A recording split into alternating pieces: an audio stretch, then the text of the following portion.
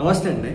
Lockdown ఈ పేరింటే Indian ప్రజలు చాలా మంది భయపడతారు. పోయినసారి లాక్డౌన్ అనగానే సడన్ గా అన్నిటిని కూడా క్లోజ్ చేసేసినారు, ఆపేసినారు, రోడ్లపైకి ఏది రానివ్వలేదు కరోనా టైంలో. సో ఈసారి లాక్డౌన్ అంతకంటే భయంకరంగా ఉండబోతుందా? వాహనాలు రోడ్ల మీదకి రావా? మీకు తెలుసా, ఆల్రెడీ కొన్ని స్టేట్స్ లో ఇప్పటికే ఆదివారం రోజున పెట్రోల్ డీజిల్ కొట్టే పరిస్థితి లేదని చెప్పేసి కేవలం మిగిలిన రోజుల్లో మాత్రమే ఆదివారం మాత్రం పెట్రోల్ డీజిల్ పోయారు, మిగిలిన రోజుల్లో మాత్రమే పోస్తా అన్నట్లు బోర్డులు దర్శనమిస్తున్నటువంటి పరిస్థితి.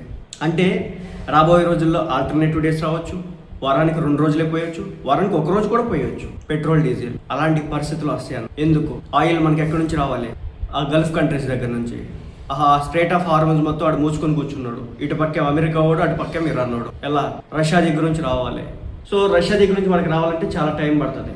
ఎంతో కొంత నడిచింది, కానీ పూర్తిగా రష్యా మీద డిపెండ్ కాలేము మనం. ఒక్క ఆయిల్తోనే అనేక రకాల ఇబ్బందులు. ఇంకో పక్క చూసుకుంటే కనుక విదేశీ